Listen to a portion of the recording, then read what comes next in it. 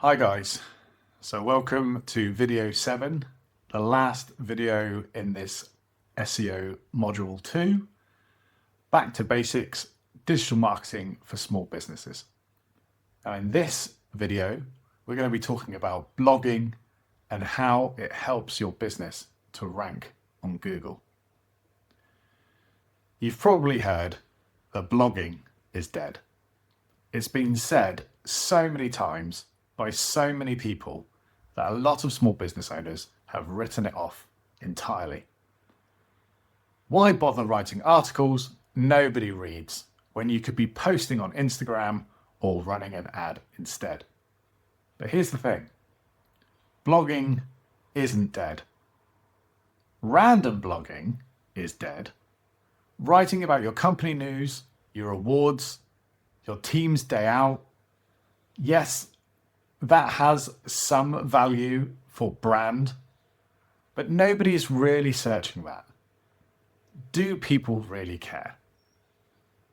Now, strategic content built around the questions your customers are actually typing into Google, is one of the most powerful and cost-effective SEO tools available to a small business. And it compounds over time. Work you do today can bring in traffic for years.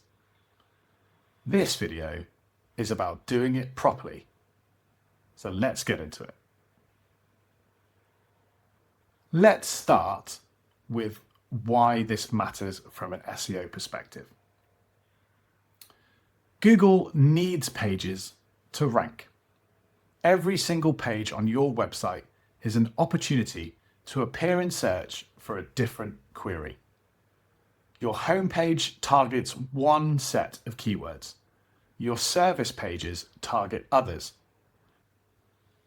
But there are hundreds, possibly thousands of questions your ideal customers are typing into Google that your core pages will never rank for. Content fills that gap. Think about the kitchen fitter from our persona exercise. Their homepage targets kitchen fitter Bristol. Their services page targets bespoke kitchen installation. But what about how long does a kitchen installation take? Or what to expect during a kitchen refit? Or how much does a kitchen cost in 2026? These are real searches, real people with real intent. And if the kitchen fitter has written a blog that answers each of those questions, they may show up. If they haven't, their competitors most likely will. The other thing to understand is the compounding effect. A paid ad stops producing traffic the moment you stop paying for it. A well-written blog post can rank in Google and bring in traffic for 2, 3, 5 years with no additional spend. You write it once, it works indefinitely. That's a fundamentally different kind of marketing asset. Businesses that publish consistent, useful content outrank those that don't. Not because Google rewards effort for its own sake, because more useful pages means more opportunities to rank, more signals of authority, and more reasons for Google to see you as a credible source in your field. So what do you write about? This is where most businesses get it wrong. They sit down to write a blog post and think, what do I want to say about my business? That's the wrong question entirely. The right question is, what is my ideal customer typing into Google before they decide to buy? There's a principle called they ask, you answer. The idea is simple. Whatever questions your customers are asking, in person, by email, in Google searches, those are your blog posts. Answer them clearly, honestly, and in full. That's your content strategy. Go back to your persona. What did you write down for what they Google. Each one of those phrases is a potential blog post. And if you didn't write them down, think now. What questions do customers ask you the most often before they buy? What do they want to know about cost, time, process, risk? What objections do they raise? Those are your topics. Let me give you a quick hit list of content types that work well for small businesses. Cost and pricing posts. How much does a kitchen installation cost? What does an accountant charge for a self-assessment return? These are among the most searched questions in almost every industry, and most businesses are too nervous to answer them directly. That nervousness hands the traffic to someone else. How-to and process guides. How long does a kitchen installation take?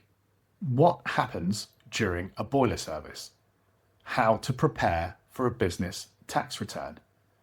These build trust by showing you know your subject and making the customer feel informed before they even contact you.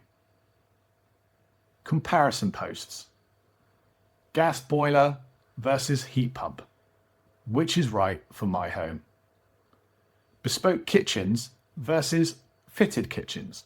What's the difference? People in the comparison stage of their buying journey are close to a decision. Helping them make it builds enormous trust. Local content.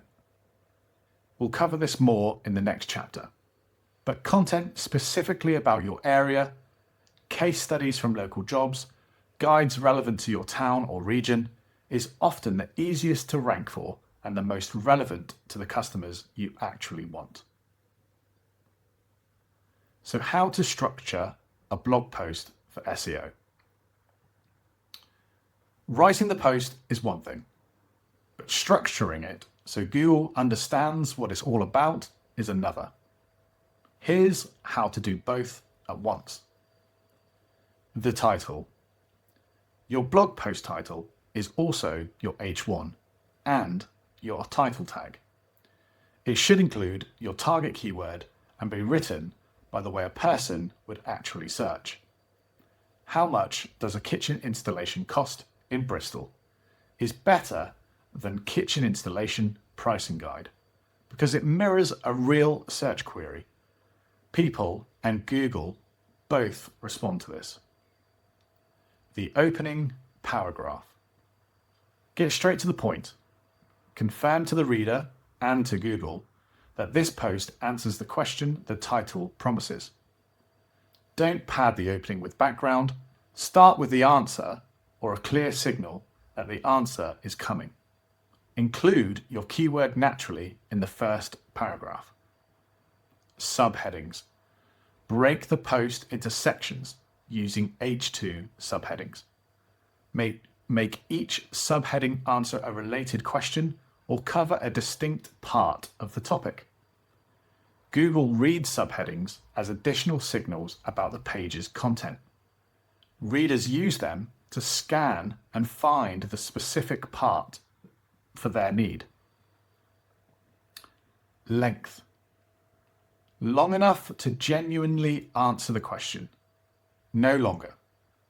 A post about how long does a kitchen installation take might need 400 words. A post about how much does a kitchen cost might need 1,000. Following the topic, not a word count target. Google rewards genuine usefulness, not padding. Internal links. Within every blog post, link to your relevant service pages. If you've written a post about kitchen installation costs, link to your kitchen fitting services page. This helps Google connect your content to your core services and passes ranking authority from your content to the pages you most want to rank. A call to action. End every post with a clear next step. Interested in a free quote? Get in touch here. Want to see examples of our recent work? Visit our gallery. Don't write a post, answer a question brilliantly, and then let the reader leave without knowing what to do next.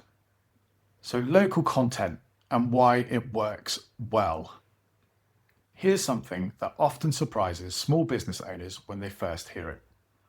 Local content is significantly easier to rank for than generic national content. And for most small businesses, local rankings are the ones that actually matter. A national DIY blog might have thousands of articles about kitchen installation. You're not competing with that for a generic keyword. But Kitchen Fitter Bristol case study, Victorian Terrace renovation, that's a page almost nobody else is going to write. And the person searching for a kitchen fitter in Bristol is more likely to become a customer than someone browsing generic kitchen content from Manchester. Location-specific pages and posts are one of the quickest SEO wins to a local business. A post titled, "What to expect from a kitchen refit in Bristol," or "How much does loft conversion cost in Exeter," is genuinely rankable within a reasonable time frame, and it targets exactly the person you want to reach. Case studies and project write-ups are worth special mention here. Every job you complete is a potential blog post. Write up what the customer needed, what you did, how long it took, what it cost in broad terms. Include photos, mention the location. This works on multiple levels simultaneously. It's useful content for Google, it demonstrates your expertise to potential customers, it provides social proof, and it creates location-specific pages that rank in local searches. Most of your local competitors are not doing this, which means the gap is wide. The most common question I hear about blogging is, how often do I need to publish? The honest answer is consistently, at whatever frequency you can actually maintain. One well-researched, genuinely useful post a month will outperform 4 rushed, thin posts every single time. Google rewards quality and relevance. A post that actually answers a question well will rank. A post written in 20 minutes just to hit a target won't. For most small businesses, 1 to 2 posts a month is a realistic and effective cadence. Start there. Build the habit. Once it's part of your routine, you can increase the frequency if it makes sense. A content calendar is simply a planned schedule of what you're going to write and when. It doesn't need to be complicated. A spreadsheet with post titles, target keywords, and planned publish dates is enough. The value of a content calendar is that it removes the weekly decision of what should I write about this week. You've already decided. You just have to write it. Build your content calendar from your keyword research. Take the list of 10 to 15 target keywords from video 5 and map each one to a blog post topic. Now you have 2 to 3 months of content planned before you've written a single word. One more thing that makes content more sustainable: repurposing. Every blog post you write can become 3 or 4 social media posts.